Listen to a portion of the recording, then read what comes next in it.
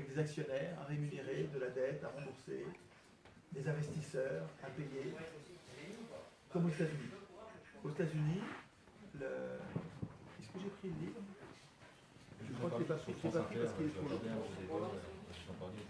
Il y a un livre remarquable qui s'appelle, il est trop lourd pour... qui s'appelle je vais me rapprocher, je vais MAD mettre là-bas. MAD, M-A-D, pas M-A-D-E. Je vais me mettre plus près parce que... MAD qui veut dire. Hop. MAD USA qui explique le modèle social américain. Dans le modèle social américain, il n'y a pas de sécurité sociale et ne sont soignés en fait que les riches. Et donc dans ce bouquin, qui est scientifique, on voit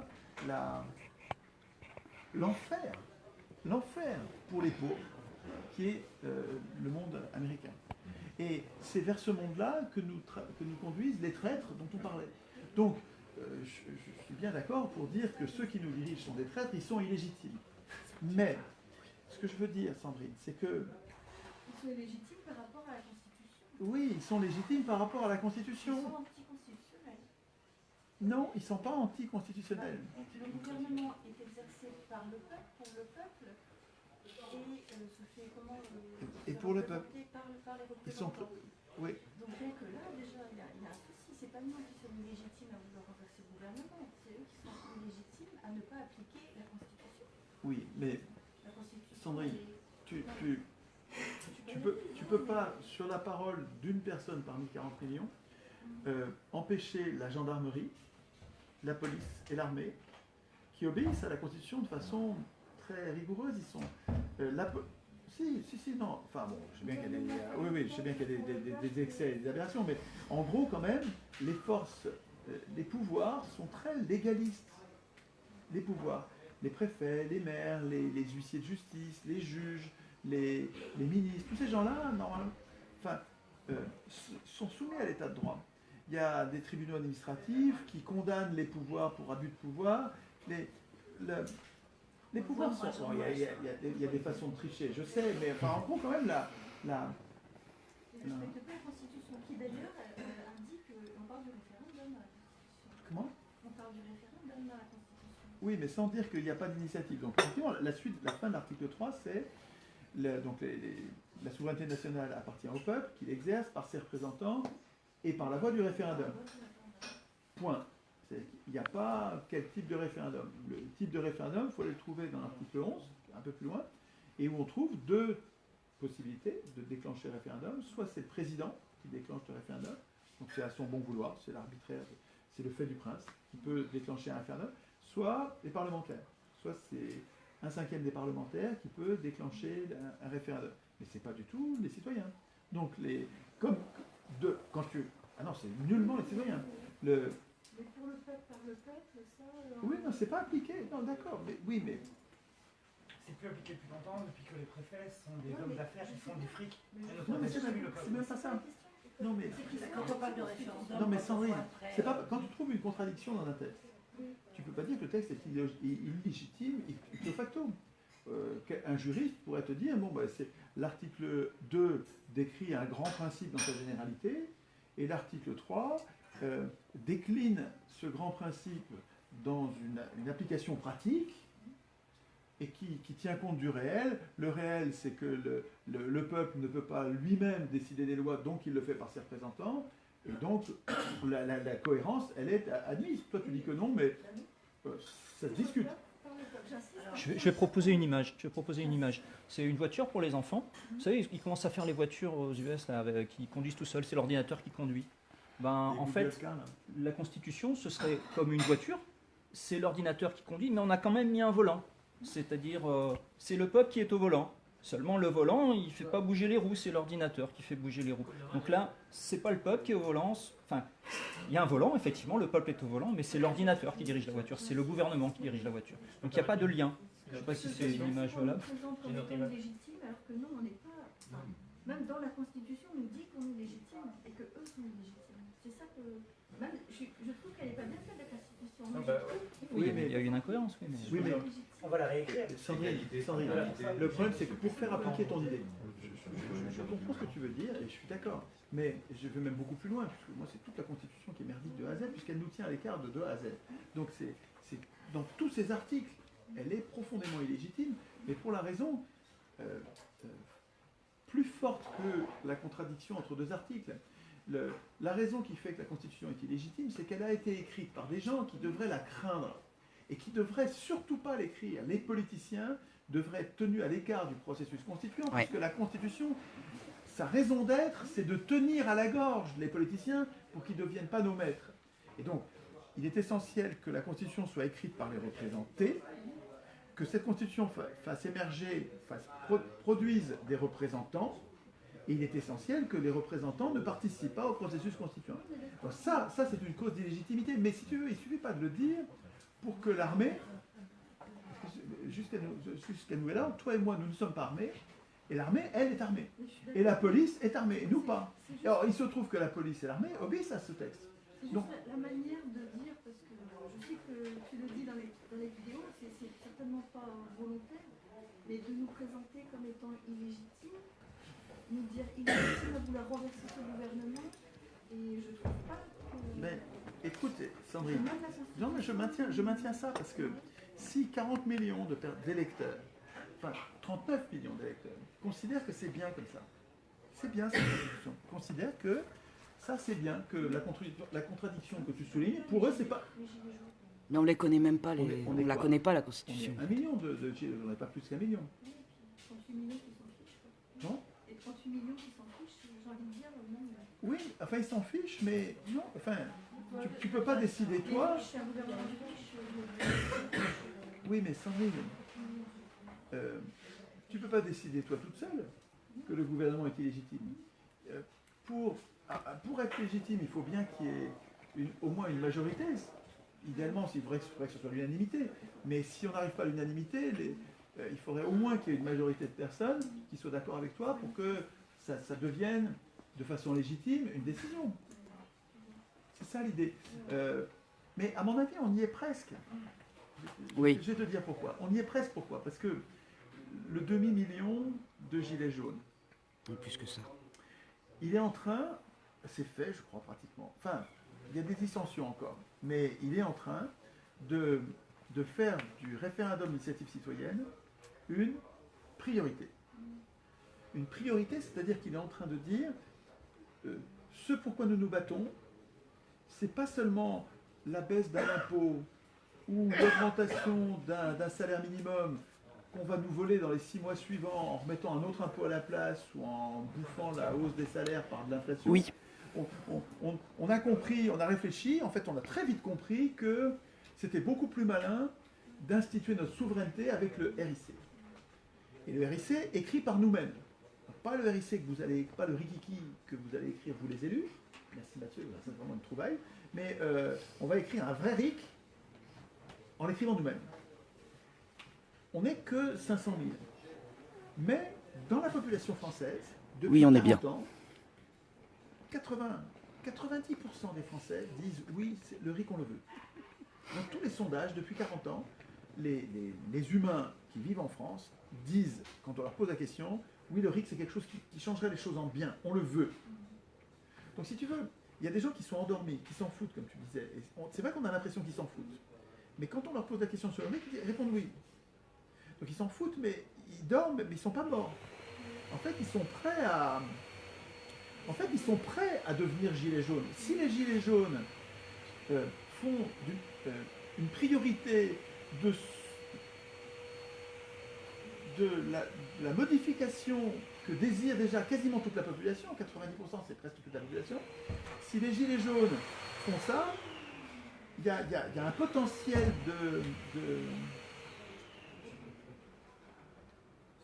de regroupement, il y a un potentiel de regroupement et d'extension du mouvement extraordinaire. C'est historique, ça. On n'a jamais eu ça. Qu'est-ce qu'il faut pour que ça advienne? Il faut que les gilets jaunes, comme ils le font à Saint-Clair-sur-Rhône, aillent voir les non-gilets jaunes, taper à la porte. C'est chiant, ça pareil. Ouais, c'est très chiant. Ouais. J'ai une question de là. Il y a des gens qui regardent, donc. Ah oui, d'accord. Ouais, il y a quelqu'un qui demande Étienne, oui, seulement le RIC est en dessous de l'UE, alors comment faire? Mais non. Voilà. Alors, Oui, c'est... une parenthèse sur l'UE. Ce texte-là, la Constitution nationale, c'est une prison qui a 200 ans. Ça fait 200 ans que nous sommes... Comment on a dit tout à l'heure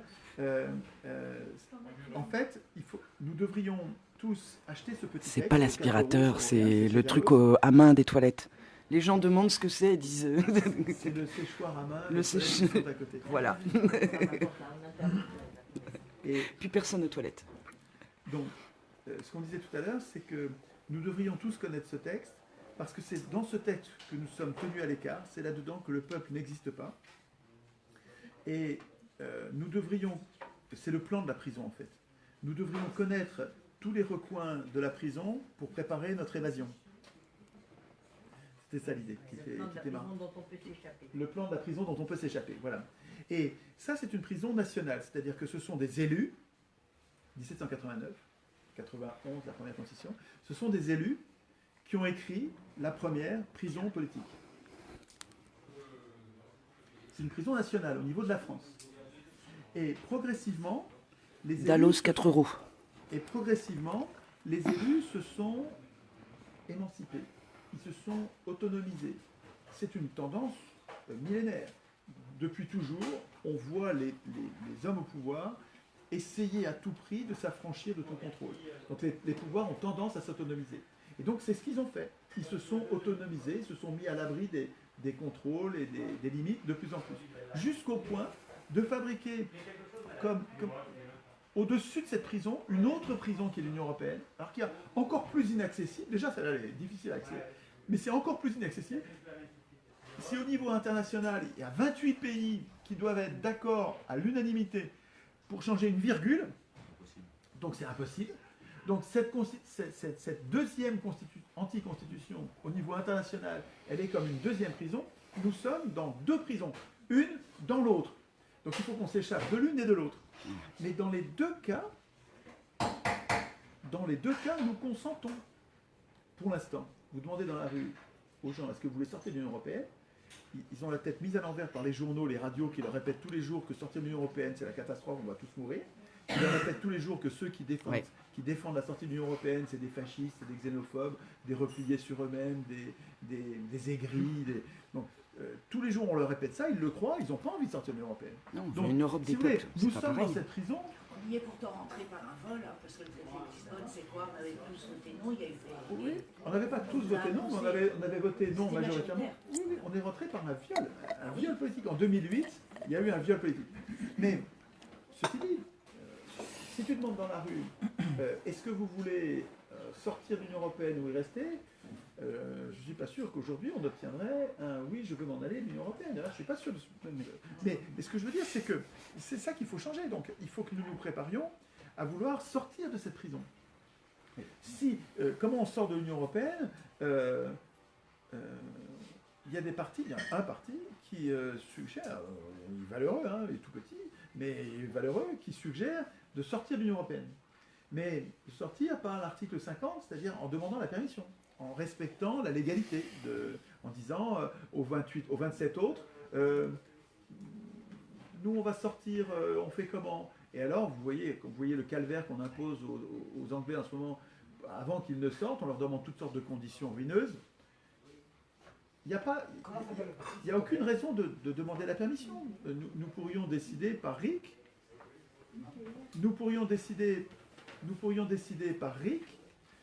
par référendum d'initiative populaire, de sortir de l'Union européenne. Non, nous on s'en va. Vous nous aviez promis, quand on lit le traité de Rome, qui a créé l'Union européenne, en 1957, dans le traité de Rome, on nous promettait l'économie la plus prospère, l'égalité sociale, la justice sociale, la fin du chômage, pas d'inflation, pas de chômage, la prospérité, quoi. Hein. C'était beau, hein. C'était beau. La fraternité, en fait, c'est une catastrophe absolue. Donc, nous, on n'est pas content du contrat, on se barre. Voilà, on se barre. Ça s'appelle dénoncer un traité. Ça s'appelle le dénoncer. On s'en va.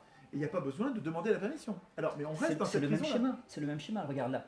la Constitution ne nous convient pas parce qu'elle ne nous permet pas d'exercer notre pouvoir en tant que peuple. Ouais. Je pense que pour l'Europe, le concept de l'Europe, on peut avoir des opinions différentes, hein, Oui, évidemment. mais je pense que le concept, il est bon. Seulement, c'est le même schéma que pour la Constitution. Elle a été écrite par les puissants pour les puissants. Si on veut déterminer un cadre d'exercice du pouvoir, il faut que ce soit nous qui le déterminions. Donc je pense que, à mon avis, après, dans la façon de faire, je ne sais pas, ça va être très complexe, mais l'Europe, c'est la même chose que la Constitution française. C'est une prison sur la prison. Ben, ce qu'il faut, c'est changer les règles de l'Europe pour que l'Europe, effectivement, remplisse son rôle. Mais c'est pas nous, Français, qui allons changer les règles de l'Europe. Imagine que nous soyons, ça y est, dans la rue, ça a changé. Les Français sont ultra majoritaires pour sortir de l'Union européenne, mais même plus que majoritaires, ils sont à 80%, 90% pour sortir de l'Union européenne. Imagine ça, imagine. Tu as la population française, même 100% presque, hein, qui est pour sortir de l'Union européenne. Quel est le droit de quel droit les Français peuvent-ils imposer aux 27 autres, imposer de quelque façon que ce soit, de quel droit on peut leur imposer de changer une virgule en disant pourquoi est-ce que nous, Français, on pourrait aller dire bon, maintenant, le libre-échange, ça suffit, la Banque centrale indépendante, ça suffit, la politique monétaire contre l'inflation et donc pour le chômage, ça suffit. De quel droit, nous, Français, par quelle légitimité? On n'est que le 28e de cet ensemble. On n'a aucune légitimité à aller dire aux 27 autres, maintenant on va changer ça et ça et ça. Il va falloir que ça soit négocié avec les 27 autres. Or, les 27 autres, figure-toi, n'ont pas du tout les mêmes intérêts que nous. Mais pas du tout. Tous les pays de l'Est, là, ils ont intérêt à venir être payés, parce que le niveau de nos salaires, pour eux, mais c'est cocagne, ils gagnent 10 fois plus quand ils arrivent en France, en étant les plus mal payés, ils sont beaucoup mieux payés, ils veulent pas que ça change, ils veulent pas que tu touches une virgule au truc. Tu comprends ce que je veux dire? C'est ça. Donc, imaginez que tu vas... Oui, les travailleurs détachés, c'est une aubaine pour les uns, c'est une catastrophe pour les autres. C'est-à-dire que ça nivelle l'ensemble, mais ça le nivelle vers le bas. C'est-à-dire que, enfin, pour ceux qui étaient mieux traités, ça nivelle vers le bas. Donc, je ne vois pas de quelle légitimité, armé de quelle légitimité, le peuple français, même s'il était unanime, et on ne sera pas unanime, hein, ça va être 50, soit 60-40, mais je ne vois pas de quelle autorité nous dirions, voilà, en Europe, ça va se passer comme ça. Il faudrait qu'il y ait un peuple européen. Alors, il faudrait que les 500 millions de personnes, 480, les 500 millions d'Européens réfléchissent entre eux et décident de leur constitution pour que ça ait un sens. Mais l'Union européenne, c'est précisément exactement le contraire. C'est-à-dire que l'Union européenne, elle rend impossible un peuple européen.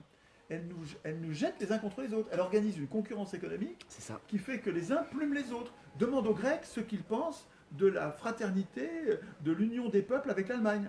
Demande aux Grecs ce qu'ils en pensent. Demande aux Portugais ce qu'ils pensent de l'Union européenne et de l'amitié germano-portugaise. Tu vas voir.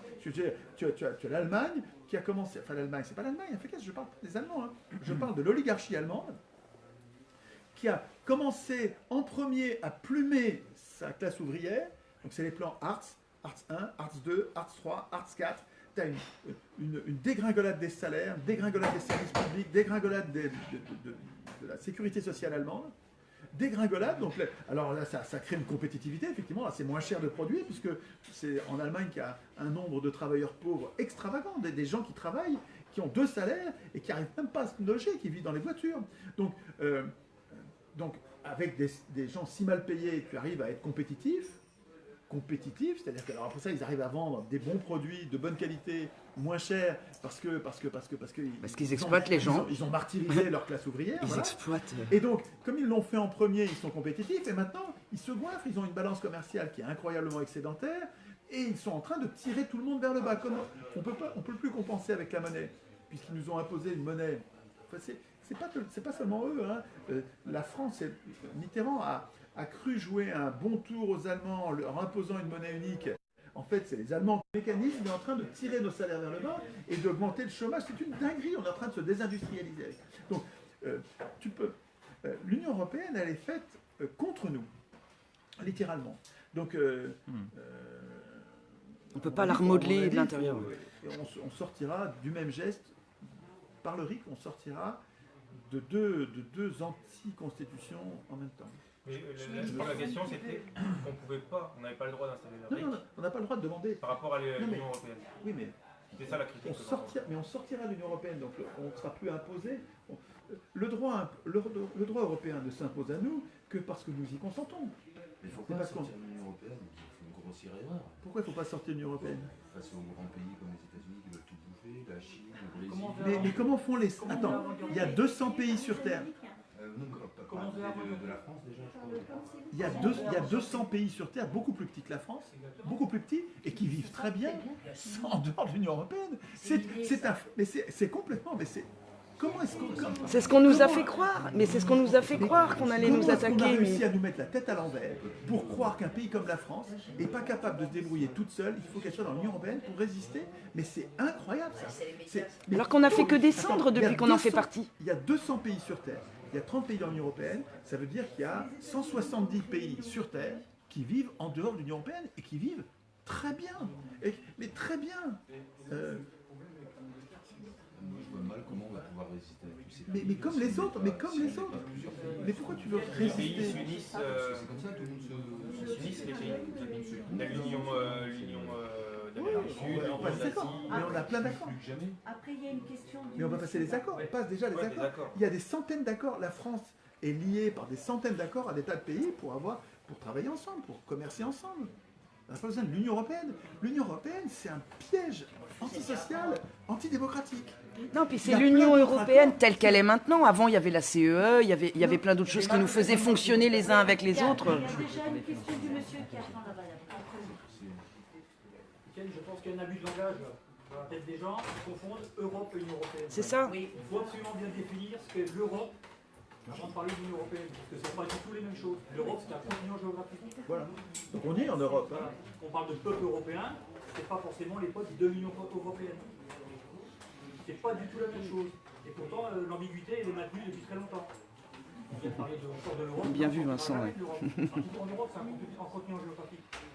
Par contre, l'Union européenne, c'est un ensemble géopolitique qui a été créé et qu'on peut défaire si on a, Voilà. si on a le pouvoir ou l'envie, tout simplement. Il faut bien faire une distinguo entre Europe et Union européenne. Bon, en tout cas, sur l'Union européenne, on sort de nos ateliers constituants. C'était juste sur la question, est-ce que ça a un sens d'instituer le RIC si on reste dans l'Union européenne? C'est vrai que si on reste dans l'Union européenne, rien n'est possible. Rien. Aucune politique sociale. Non, parce qu'on est soumis. Aucune politique budgétaire, aucune politique monétaire, aucune politique économique. Ça va quoi, hein, je veux dire, pourquoi y rester? Je ne comprends pas. Enfin si, je comprends. Historiquement, ça s'est passé en 97, la catastrophe. Le Parti communiste, en 97, c'était Robert Hue, allait perdre les élections législatives, allait perdre pratiquement tous ses sièges. Et pour les garder, il a passé un pacte, j'allais dire criminel.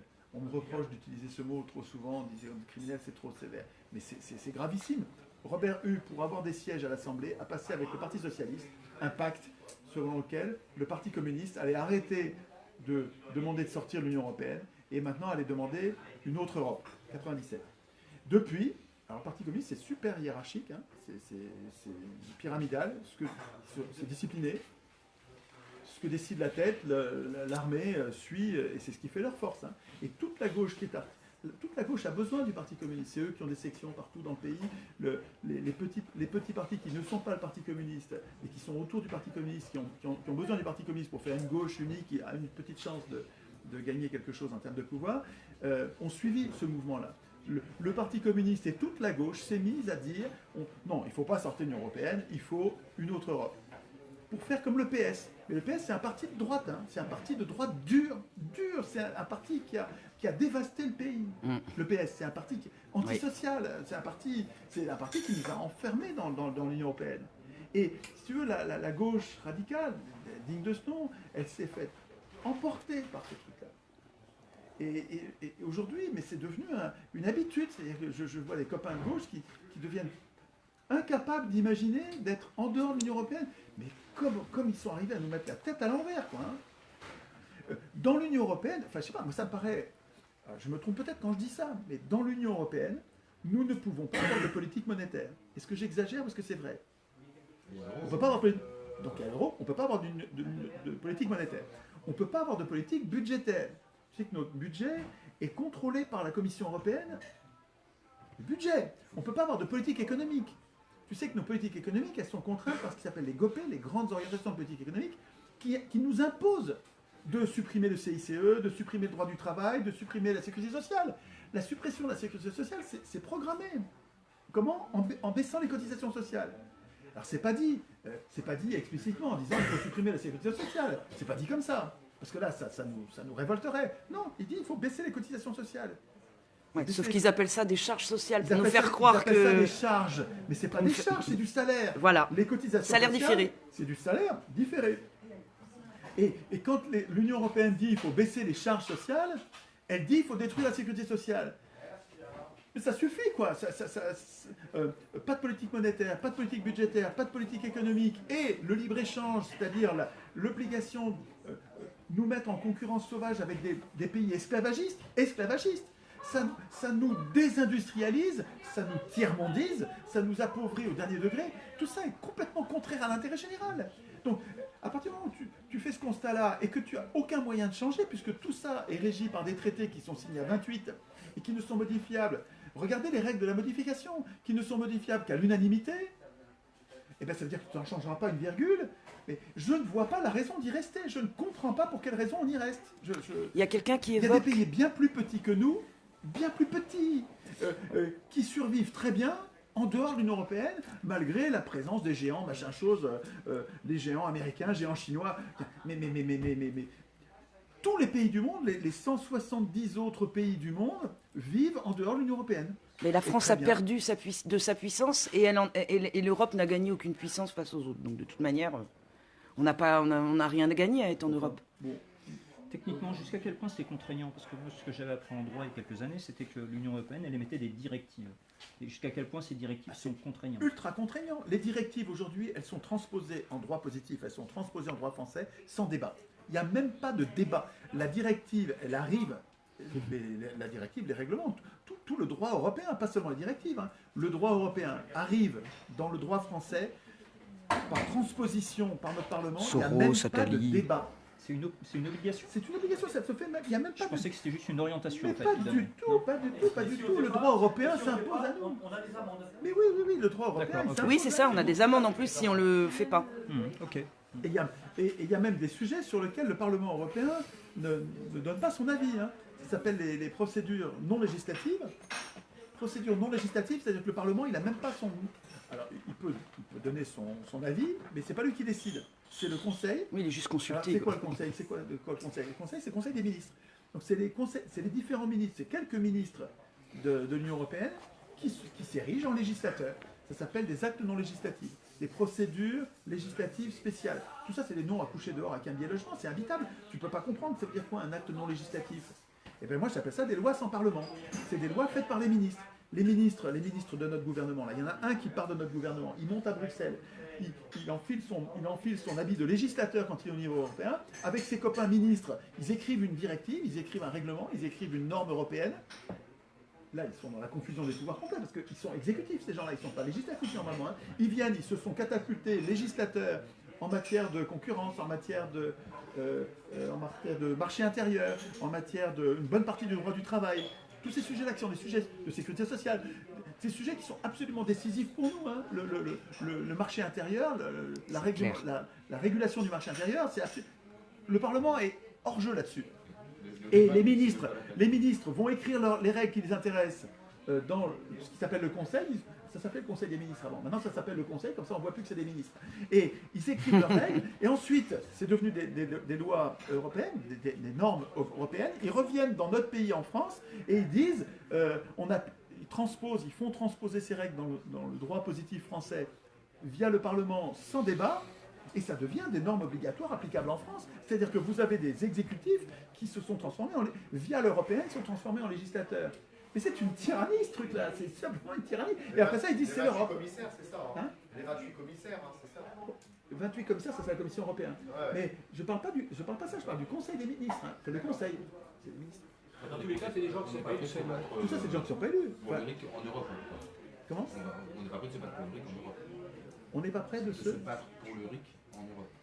On va plutôt se concentrer sur la France, au niveau du RIC. Quoi. Oui, oui. À mon avis, si on se On donne essaye déjà de de se sortir, référendum nous, la d'initiative France. populaire en France, digne de ce nom, on se donne le moyen de sortir de l'Union européenne si on veut en sortir, d'y rester si on veut y rester.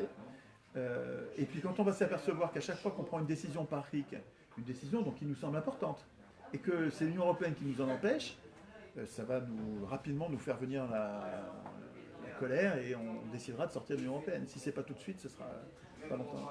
C'est un pronostic probable. Il reste 2 heures. Là, on a passé beaucoup de temps sur l'Union Une européenne. question Oui. sur le RIC, peut-être. Il Une reste 2 question. heures pour l'atelier.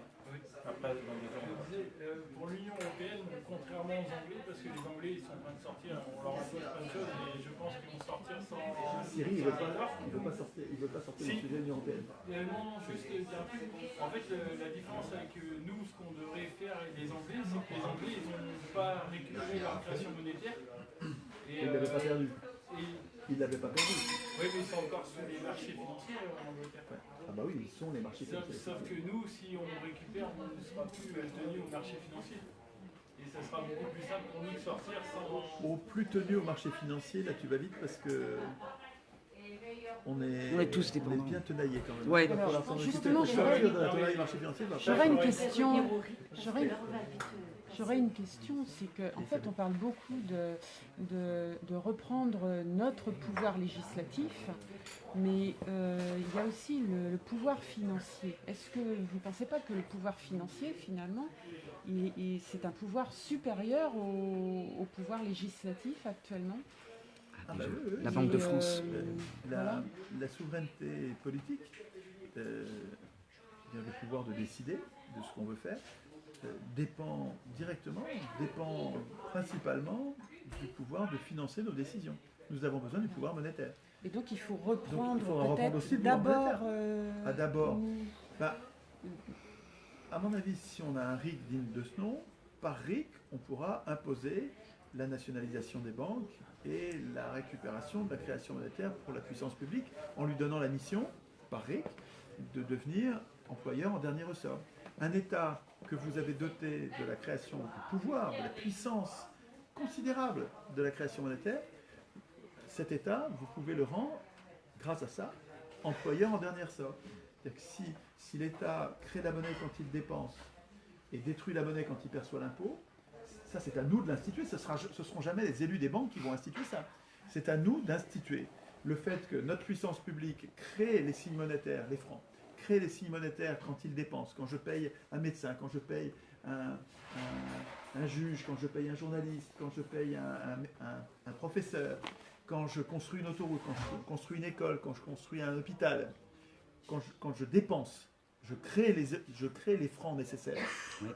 Ces francs vont dans la masse monétaire et circulent entre les agents, entre les citoyens, comme aujourd'hui. Donc les gens se servent de ces euros, enfin, c'est pas ces euros, se servent de ces francs pour régler leurs différentes dettes et avoir leurs activités économiques. Et quand, moi, État, je prélève de l'impôt, je détruis la monnaie. Donc c'est toujours 100 égale 100. J'ai toujours impôt égale dépense. Simplement, si j'ai besoin, parce que j'ai du chômage, j'ai besoin de dépenser 150, ben je dépense 150 et je prélèverai 150 d'impôts et je suis venu à bout du chômage. C'est complètement ça. Ça va tout changer d'apprendre à instituer nous-mêmes la puissance monétaire de la puissance publique que nous voulons. Ça va nous permettre de venir à bout du chômage. Mais pour ça, il faut sortir de la patte, sortir des griffes des élus par les banques. Parce que les élus par les banques ne nous émanciperont jamais de la... Tout est lié, de toute manière. Tout est imbriqué. La loi 73, elle est déjà abrogée. Hein. La loi 73, elle a été abrogée quand elle a été remplacée par l'article 104 du traité de Maastricht. 104, donc c'est la même règle. L'État ne peut pas emprunter auprès de sa banque centrale gratuitement, il peut emprunter auprès des marchés financiers. C'est la même règle, sauf qu'elle est montée au niveau européen. Et c'est devenu l'article 123 du traité. C'est depuis 1973 qu'on a fait. Mais c'est plus la loi 73, la loi 73 elle est abrogée depuis longtemps. Ouais, mais enfin bon, c'est ce qui a lancé. Mais c'est l'idée. C'est ce qui a commencé ce. Voilà, enfin ça avait même commencé avant. Il faut lire le bouquin L'ordre de la dette de Benjamin Lemoine qui explique que avant la loi 73 déjà, la haute fonction publique sous l'impulsion de Pompidou, hein, ancien de Rothschild comme Macron, sous l'impulsion de Pompidou, la haute et de Habrère, son secrétaire, son directeur du Trésor, la haute fonction publique s'est convaincue intellectuellement, avant d'avoir une loi qui lui impose, la haute fonction publique s'est convaincue qu'il ne fallait pas, qu'il n'était pas bon que l'État ait de la monnaie gratuite, qu'il fallait qu'il la paye et qu'il l'emprunte aux banques, enfin aux riches, au marché financier. C'est une trahison première, mais qui était avant la loi 73. La loi 73, elle nous a rendus sensibles. Quand on a découvert la loi 73, on s'est dit, putain, c'est quoi ce truc-là? Et on s'est dit, comme la dette a commencé juste après en 74, on s'est dit, c'est elle qui a déclenché. Et en fait, c'est pas vrai. Hein. Enfin, quand on cherche la Genèse, on trouve la Genèse, c'est les mêmes acteurs, hein, c'est Pompidou et Giscard, mais c'est juste avant. Enfin, c'est les années avant, c'est la fin des années 60. 67, chose comme ça. Et donc là, le bouquin L'ordre de la dette, c'est remarquable. Hein, très très bon bouquin. Et donc, si tu veux, la loi 73, elle nous a servi de réveil matin, tu vois, tu es en train de dormir et ça te réveille. Et alors, un peu comme en 2005, le TCE, le traité pour une constitution pour l'Europe, nous a servi de révélateur alors que la trahison commençait depuis 1957. Mais on dormait. Et le référendum sur le traité nous a réveillés. On a cru que c'est lui qui était problématique. On a voté non. Mais en fait, on s'est aperçu de quelque chose qui était bien antérieur. J'ai bien compris, mais je ne suis pas experte. C'est qu'avant 73, avant 73, les Français empruntaient auprès des Français, entre autres par un petit arbitre. Et que du coup, oui, mais ça. En fait, ce qui a permis la reconstruction de la France après la guerre, qui était dévastée et ruinée et endettée jusqu'au cou, ce qui a permis cette reconstruction si rapide, c'est ce qui s'appelle le circuit du trésor, qui a été mis en place par un type qui s'appelle Bloch-Léné, qui était directeur du trésor, et qui a mis en place tout un système de petits ruisseaux qui conduisaient l'État, qui conduisaient l'argent gratuit ou pas cher vers l'État pour que l'État ait le moyen de tout reconstruire, construire les hôpitaux, pas les hôpitaux n'ont pas été construits comme ça. Les hôpitaux ont été construits par la cotisation sociale. Ce sont nos cotisations sans emprunter l'argent à personne. Donc, tout le système hospitalier, les CHU, donc un système de soins que le monde entier nous envie. C'est un truc extraordinaire. On l'a payé, quoi. Voilà. On l'a payé et on n'a pas eu à emprunter un sou à qui que ce soit.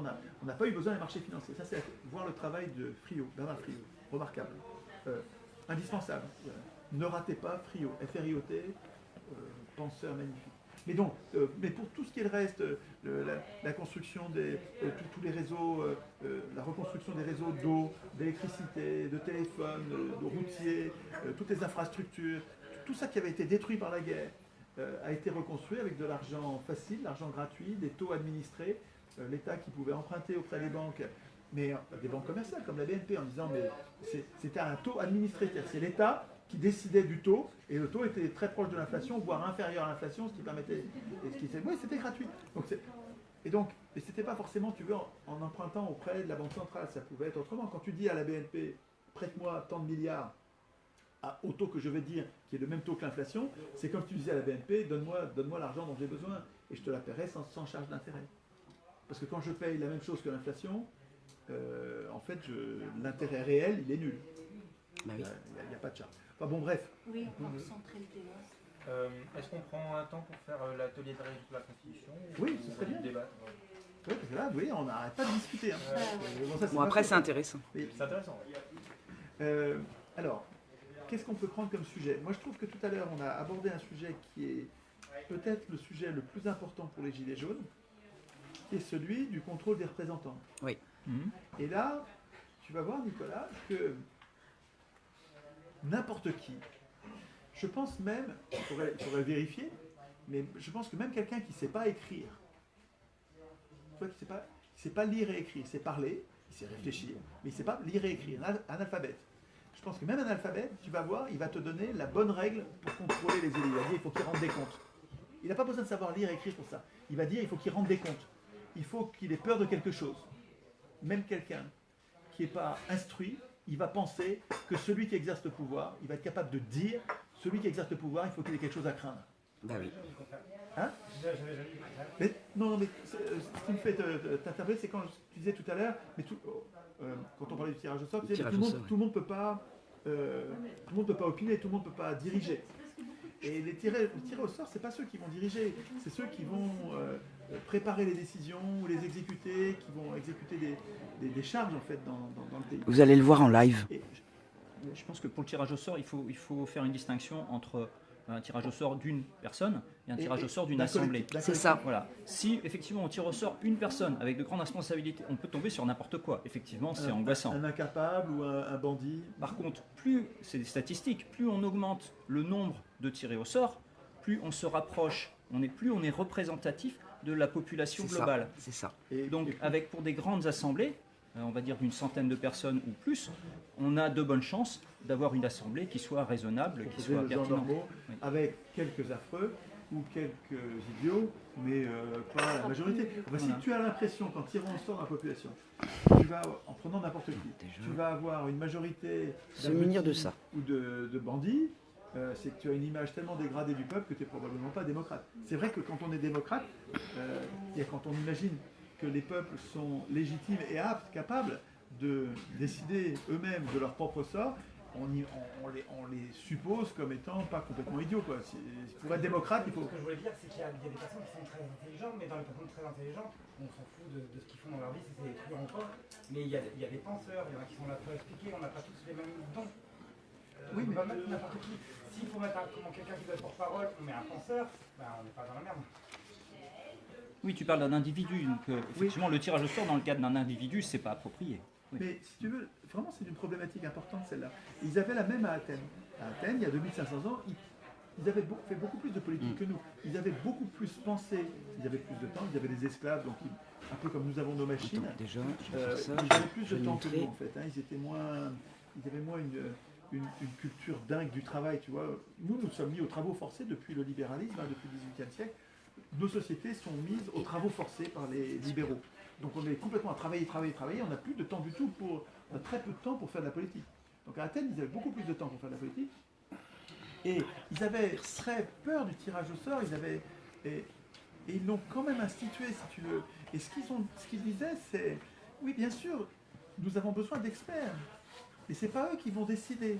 Les experts vont éclairer notre opinion, ils vont nous expliquer, alors des experts pour la décision à prendre, qui vont exprimer leur point de vue, tu as les experts contre qui vont exprimer leur point de vue, on va les voir s'empailler, on va observer ce qui s'appelle la mise en scène des conflits, c'est un processus démocratique majeur, la mise en scène des conflits, c'est quelque chose que nous devons être capables d'instituer, la mise en scène. C'est pas lui, c'est moi là. On va créer, nous voulons pour avoir une opinion qui soit bonne, qui soit éclairée, pour éviter de nous tromper, nous créons des institutions qui mettent en scène les conflits parce qu'on veut voir, avant de décider, on veut voir les arguments pour, les arguments contre, on veut les voir s'empailler pour qu'ils se répondent mutuellement, qu'ils se renvoient la balle, pour que les arguments pour soient comme détruits, en tout cas que les contre essayent de détruire les arguments, et on veut que l'inverse se passe on veut que ça se passe dans les deux sens, et trois même s'il y a une troisième possibilité, parce qu'on sait que quand on aura vu le spectacle de ces controverses, y compris des gens qu'on n'a pas du tout envie d'écouter. Il ne s'agit pas de mettre en scène que les gens avec qui on est d'accord. La démocratie, c'est la mise en scène des conflits de toutes les pensées dissidentes. Les pensées dissidentes doivent être exposées, démontées s'il le faut. On doit montrer leur inanité, leur sottise s'il le faut. Mais en tout cas, tout ça doit être mis en scène pour que nous puissions ensuite opiner avec le moins de chance, le moins de risque de se tromper. La France en colère, carte des rassemblements. Après avoir dit ça, les Athéniens ont dit, maintenant qu'on a mis en scène les conflits,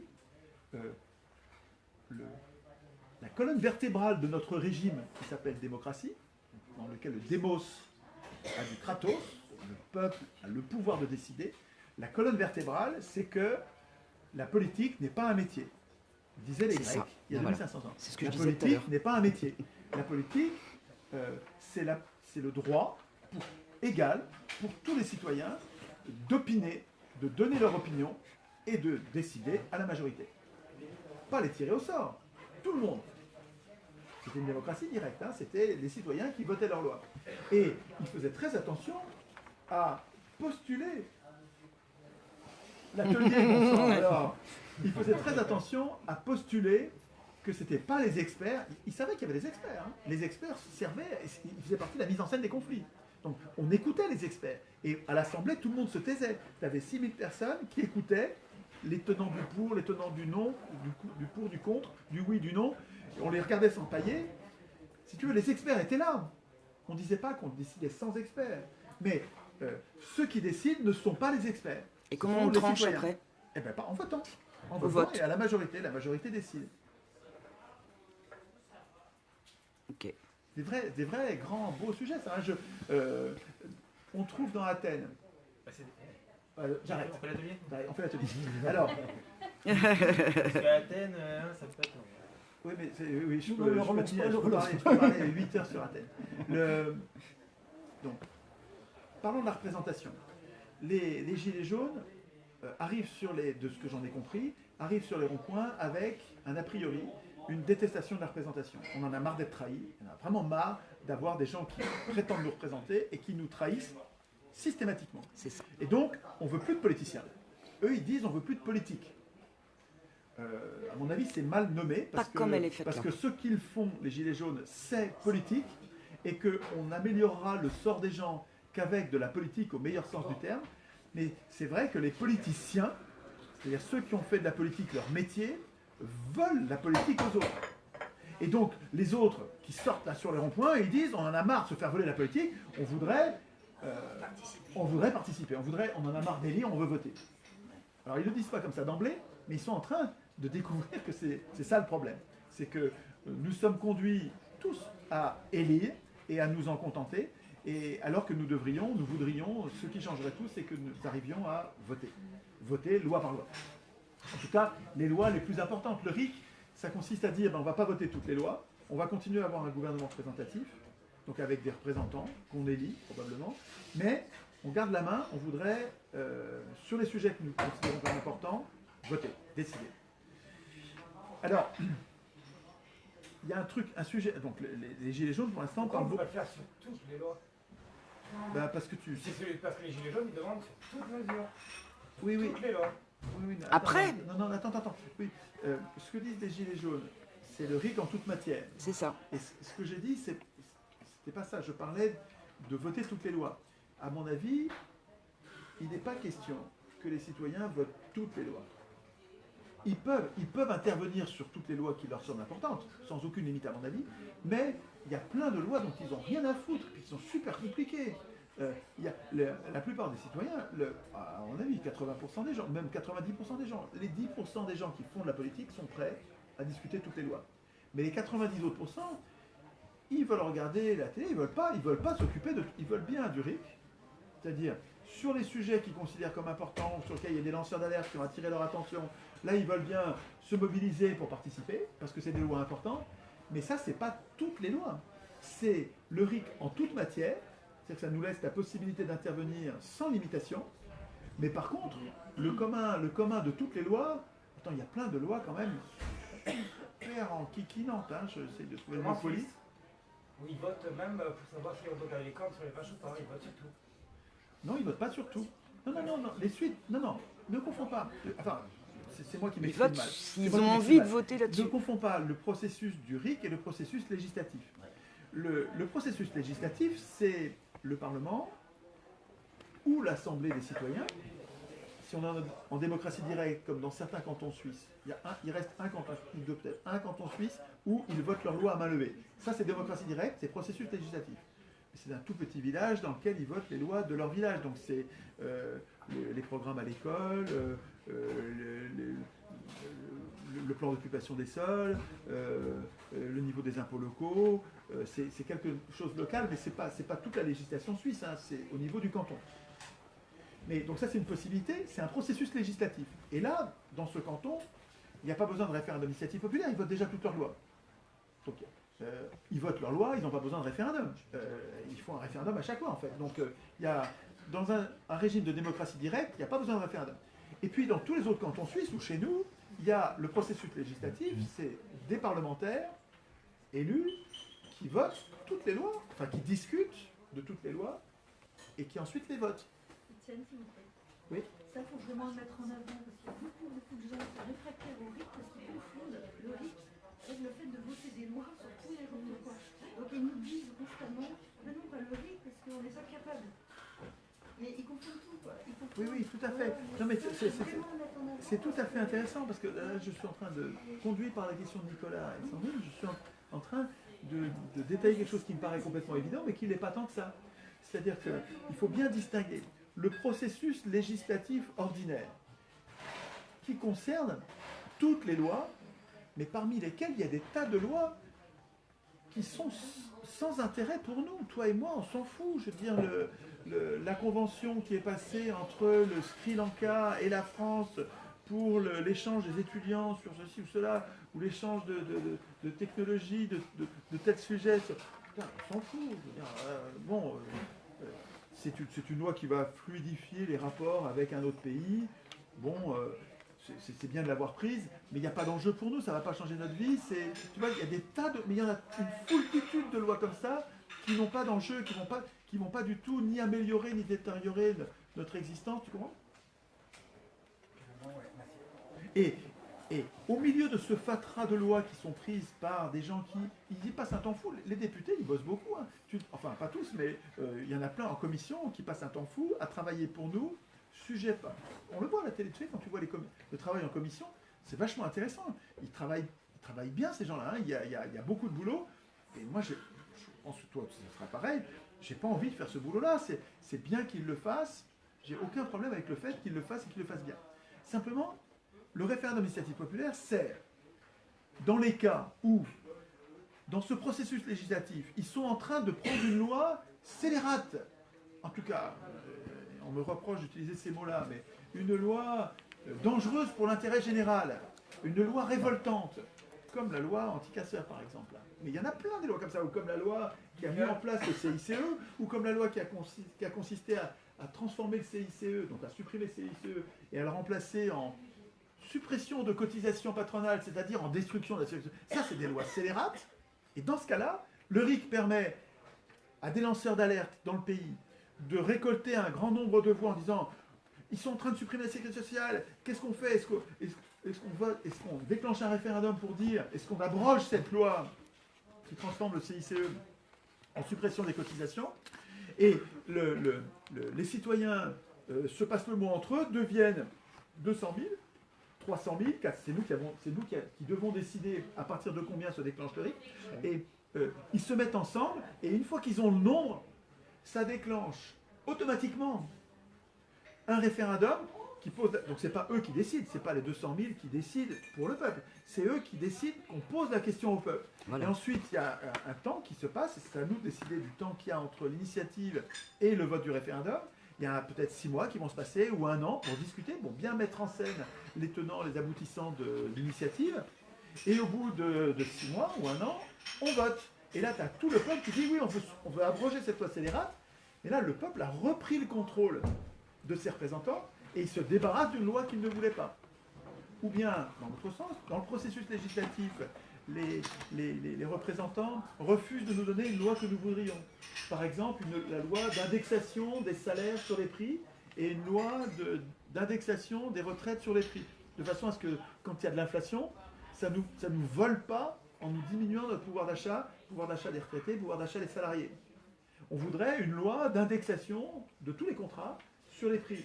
C'est possible, ça existait pendant 30 glorieuses, ça existait. Oui. C'était un gage de prospérité. C'est une des revendications des Gilets jaunes. C'est une revendication des Gilets jaunes. Nous voudrions l'imposer. Or, dans le processus législatif, on s'aperçoit que nos représentants ne le font pas. Corrompus ou pas, ou corrompus ou incompétents ou pas au courant, ils ne le font pas.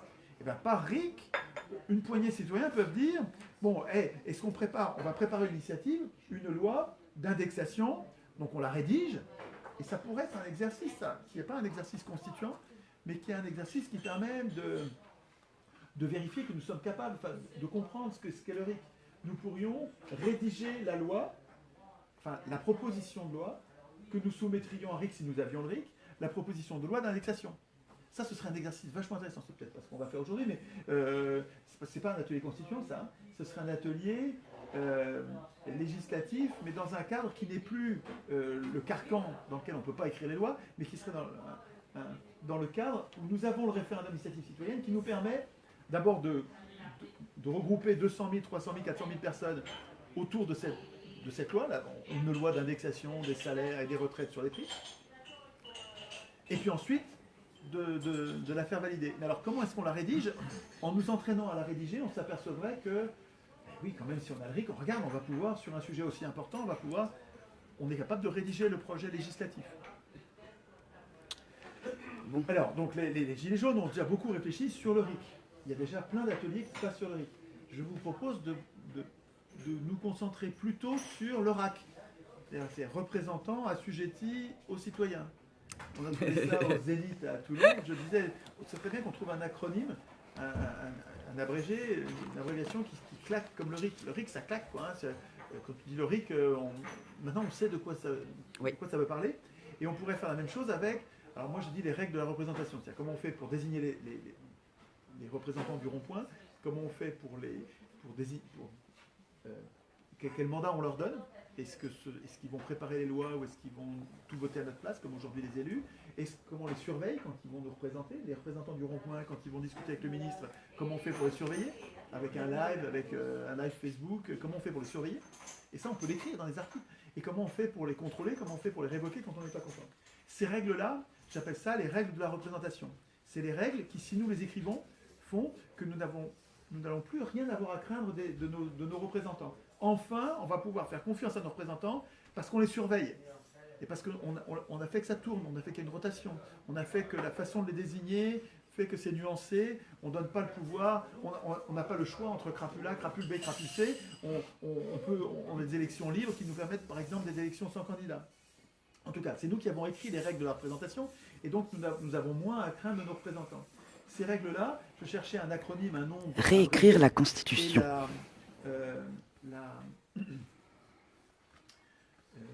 Quelqu'un à la tribune au Zénith à Toulon qui a suggéré le RAC.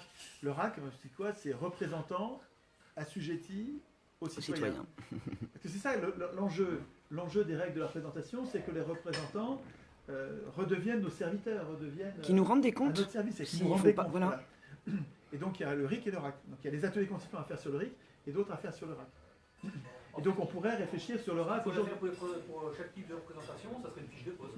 Ce serait une fiche de poste. Oui. Dans les boîtes avec ce qu'ils doivent faire et ce qu'ils ne doivent surtout pas faire. Ça peut être un début. Oui. C'est plus que ça parce que dans la fiche de poste, tu n'as pas la façon dont tu le surveilles et tu n'as pas la façon dont tu le vires quand tu n'es pas content. Tu n'as pas la façon dont tu le payes. Tu n'as pas la façon dont tu le renouvelles. C'est plutôt un contrat de travail. Ouais. C'est plutôt un contrat de travail. Surveiller les élus.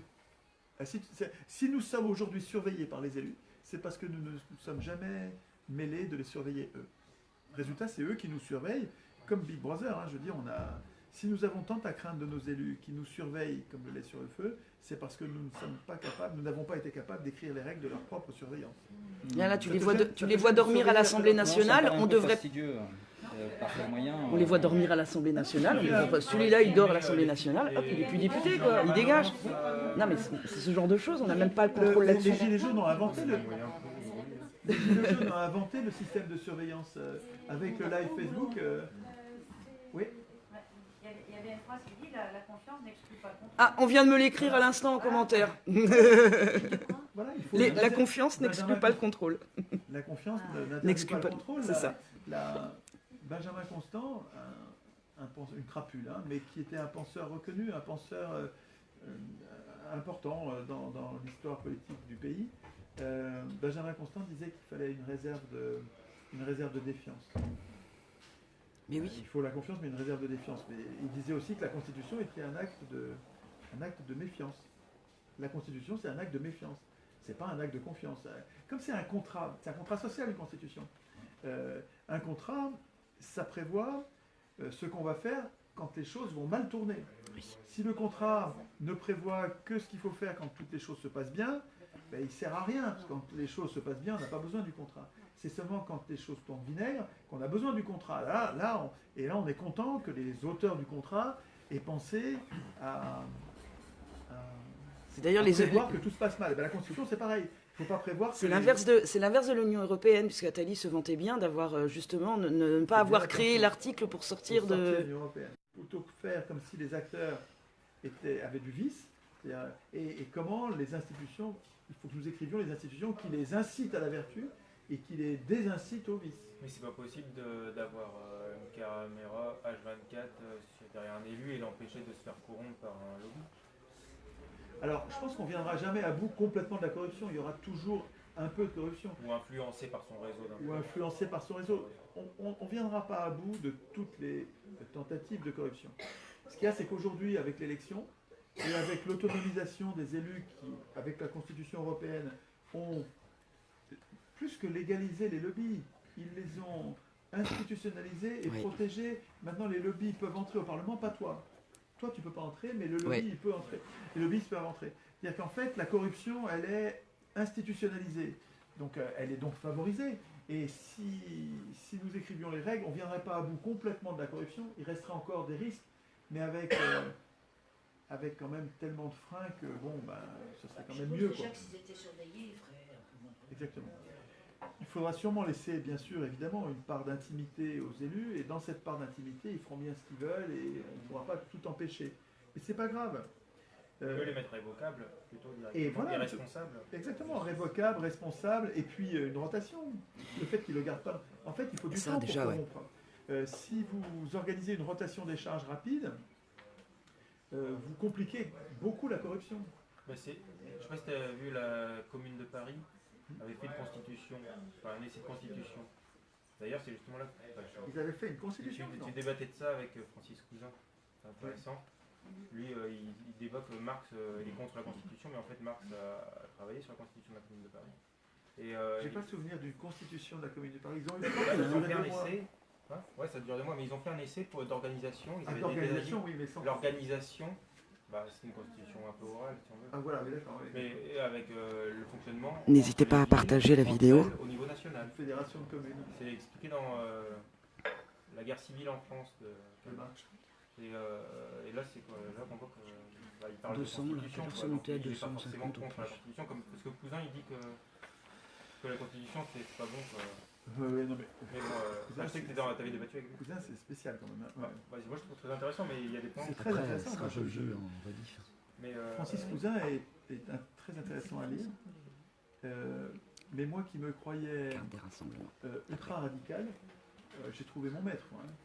Il est beaucoup plus radical que moi, mais à un point un peu fou, quoi. Je veux dire, il en vient à dire bon, à bas le capital, d'accord, à bas l'État, admettons, à bas la démocratie. De quoi on parle là? Il faut peut-être vérifier parce qu'il y a peut-être un malentendu sur le mot, parce que nous appelons aujourd'hui démocratie son strict contraire. On n'est pas il parle de la vraie démocratie ou de la démocratie actuelle, je ne sais pas. Et il ne dit pas que ça, il dit aussi à bas les libertés, à bas l'individu, enfin des trucs, ça devient un peu fou, quoi. Bon, et surtout ce que je trouve, alors bon, il faudrait qu'on se revoie avec Francis, mais il dit pique-pendre du RIC. Là j'ai entendu une vidéo complètement hallucinée dans laquelle le RIC devient l'ennemi public le plus grand danger pour le peuple. Bon, alors, mais en fait, pour Francis, on dirait que tout ce qui n'est pas marxiste pur jus est mal, quoi. Hein, et il n'y a rien, tout ce que nous faisons est mauvais. Et quand on cherche à savoir qu'est-ce qu'il propose comme action, ben moi je ne trouve rien, quoi. Voilà. Donc il n'y a que du négatif, c'est-à-dire tout ce qu'on fait est nul, nul, nul, nul, nul. Mais t'as pas de proposition en face. Et il n'y en a que pour Marx, Engels, et la société du spectacle. Le site dit dissident, beaucoup de masques sont tombés avec le RIC, je trouve que beaucoup de masques sont tombés dans les partis. Ouais, on arrive à bien voir qui est démocrate et qui n'est pas. Ouais. Qui est ami du peuple et qui est ennemi du peuple. Oui, avec le RIC, on voit bien. Lui, il veut mettre à bas l'État pour mettre la commune universelle en place, c'est-à-dire un réseau de communes. Oui, mais c'est pas la commune au sens de la discussion que j'ai eue avec lui et des vidéos que je regarde. On ne parle pas de la même commune. Hein. Lui, il parle d'une commune originelle avec une société qui est fusionnelle, fraternelle, comme les sociétés primitives, ils parlent de la communauté originelle. C'est très beau, hein, je trouve ça extrêmement intéressant, mais je trouve ça juste pas réaliste du tout dans le monde dans lequel on vit. Voilà, quoi. c'est ça. Il faudrait qu'il n'y ait plus du tout de... Parce qu'il dit aussi à bas la monnaie, c'est-à-dire que nous devrions redevenir capables d'être polyvalents et d'être autonomes, d'être capables de construire notre maison, de nous alimenter, de nous chauffer, de chasser, de nous... et sans avoir besoin, tu vois, sans nous spécialiser, parce que ce qui fait que nous avons besoin de monnaie, c'est que nous nous sommes spécialisés. Il y en a qui se sont spécialisés dans l'art de nourrir les gens, il y en a qui sont spécialisés dans l'art de fabriquer des objets compliqués, d'autres l'art de soigner.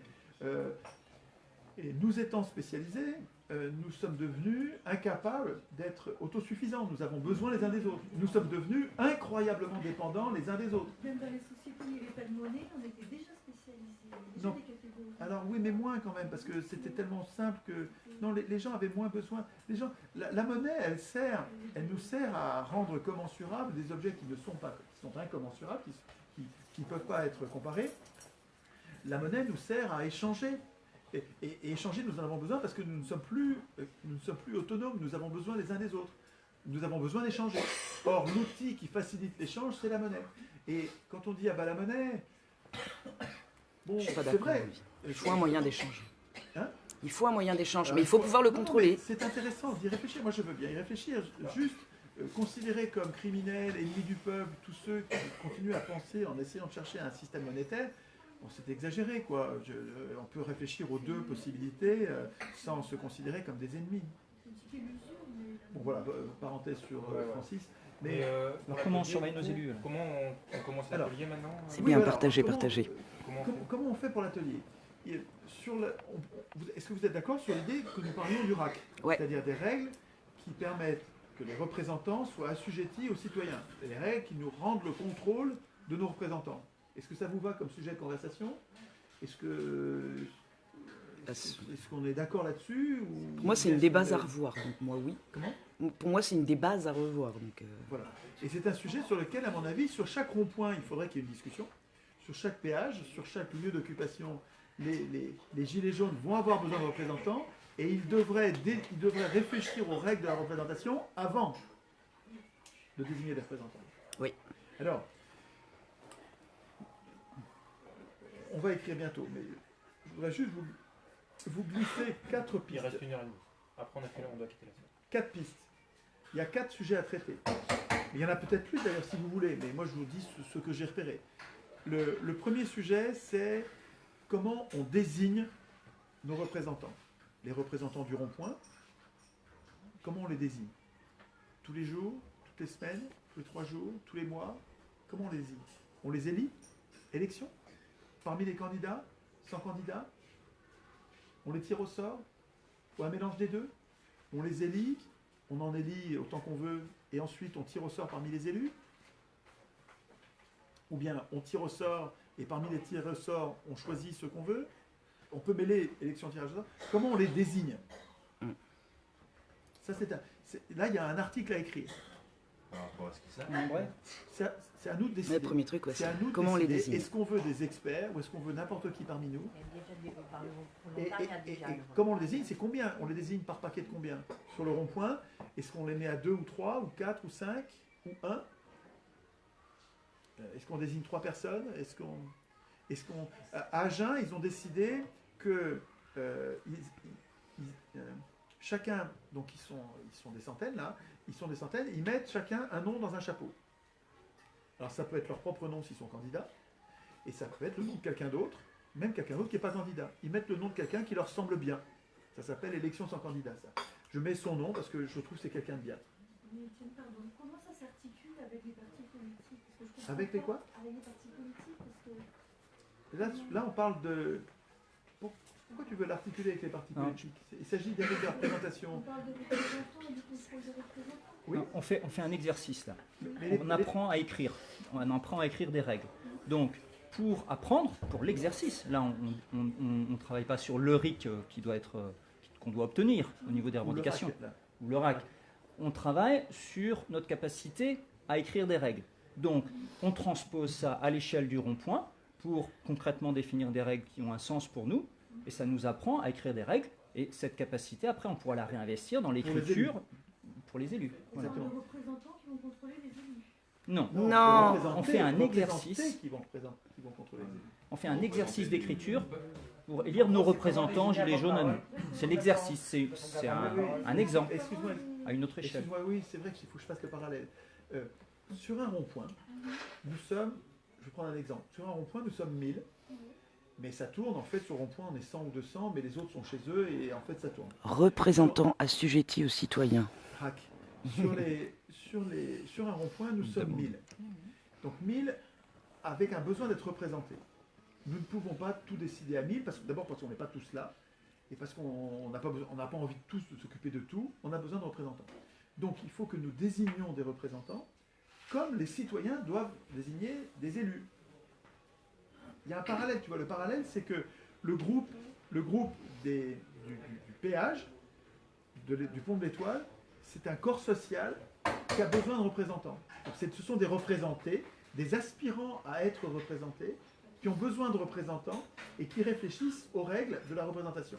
Et ça, c'est le même mécanisme qui devrait se passer au niveau de la société tout entière.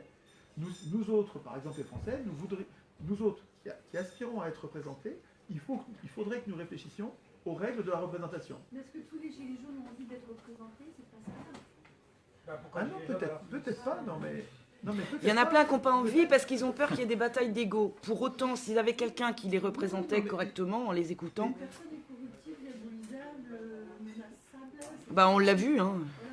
Oui, non mais peut-être, je préjuge pas. Il me semble, moi, que les humains, dès qu'ils sont un peu nombreux, ont besoin de représentants et qu'ils n'auraient plus peur de leurs représentants si c'est eux qui écrivaient les règles des représentés, qui écrivaient les règles de la représentation. Bah voilà.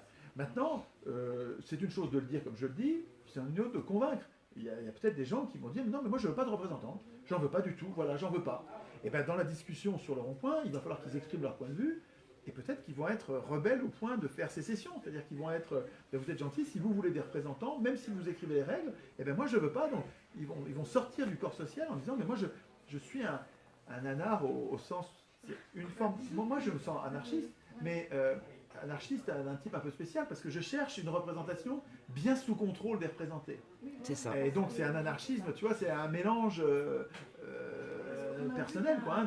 On a vu comment procède le système, c'est-à-dire qu'à partir du moment où les valeurs sont incarnées dans un humain, on va dire, plus représentées par la masse ou l'anonymat, à partir du moment où les valeurs sont représentées par une personne, la personne est corruptible, il peut être menacé, peut être diabolisé, et il profite de ça en fait.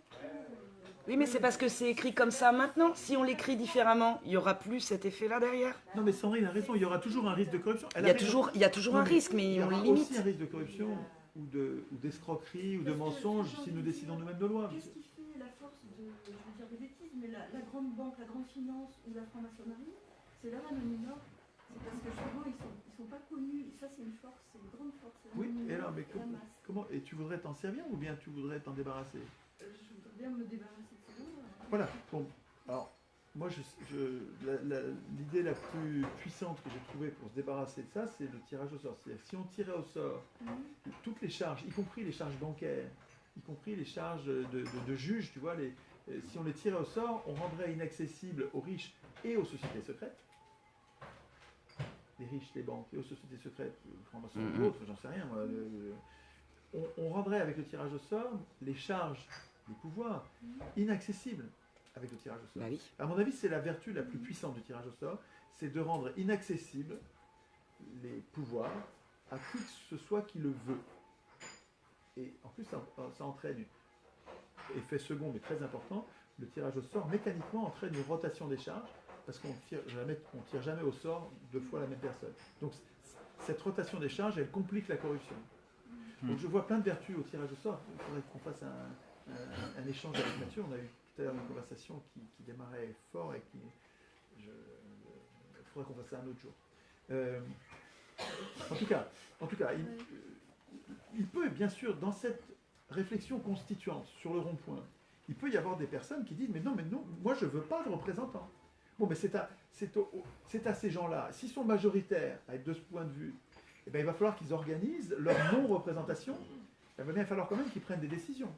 Donc il va falloir qu'ils organisent ça dans leur rond-point. De la même façon que dans notre pays, si on ne veut pas de représentants, mais vraiment mordicus, on n'en veut pas du tout, quoi, bon, bah, d'accord, mais il va quand même falloir qu'on s'organise pour gérer le bien commun, pour prendre les décisions publiques. Alors comment on va faire, sachant qu'on est 60 millions, 40 millions 40 millions d'électeurs et enfin de décideurs.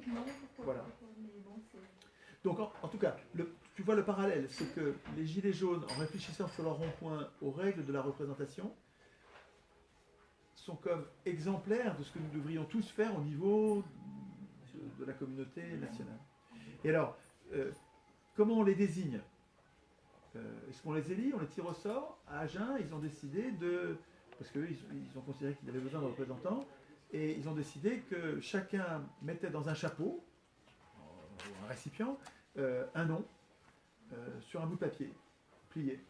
Et puis ensuite, tous les matins, on tire au sort 3 papiers pour savoir qui va représenter aujourd'hui. Ou toutes les semaines, tous les lundis, on tire au sort... Alors, mais je ne dis pas qu'ils ont raison, je t'explique c'est un exemple de processus constituant. Eux, ils ont imaginé, pour désigner leurs représentants, cette espèce de mélange d'élections, que quand je mets un nom dans le chapeau, il y a une élection, j'élis quelqu'un, je désigne quelqu'un, et ensuite tirage au sort parmi les élus. C'est une possibilité. Vraiment, il y a beaucoup d'autres possibilités pour désigner les acteurs. Désigner les acteurs, comment on fait? Et pour combien de temps? Un représentant, ça veut dire qu'on a consulté les Gilets jaunes pour savoir quelle valeur on voulait incarner. Quelle valeur on voulait... Ah ben alors tu vas voir justement. Alors ça c'est pour désigner les représentants. Ensuite, deuxième chose qu'il faut que nous discutions, c'est quel mandat on leur donne. J'imagine que c'est ça les valeurs dont tu parlais. On a besoin de vous pour représentants pour faire ça et ça. Quelles sont les missions qu'on leur donne? Et ce qu'ont décidé les gens d'Agen avec qui on avait travaillé, c'est qu'eux, ils ont décidé que c'est pas toujours le même mandat. Ça va être un mandat impératif quand c'est super important, quand ils vont discuter avec le ministre en notre nom. Ils vont avoir un mandat impératif, tu demandes ça et tu ne changes pas d'avis. Voilà notre point de vue. Et tu vas défendre notre point de vue auprès du ministre et tu reviens pour savoir s'il est d'accord, mais tu ne changes pas d'avis. C'est un mandat impératif. Et puis il y a d'autres sujets quand il faut les discuter avec d'autres ronds-points, parce qu'entre ronds-points aussi, il faut qu'on discute. Et tu ne vas pas avoir les 200 du rond-point ou les 1000 du rond-point qui vont les discuter avec les 1000 du rond-point. Tu vas avoir besoin de représentants. Enfin, sinon, si tu réunis 2000 personnes pour se mettre d'accord, tu vas avoir bon courage. Quand tu vois, tu mets 20 et 20 déjà, c'est des disputes sans fin. Donc on va avoir besoin. Mais alors, dans la mission qu'on donne aux représentants pour aller discuter sur d'autres sujets, on va leur donner peut-être la mission, des missions avec un mandat semi-impératif ou un mandat même libre. C'est-à-dire que comme il n'y a pas beaucoup d'enjeux, on peut leur laisser une liberté en disant puis vous viendrez nous rendre compte après. Vous faites comme vous voulez, vous faites au mieux, puis vous viendrez nous rendre après, quand c'est pas très important.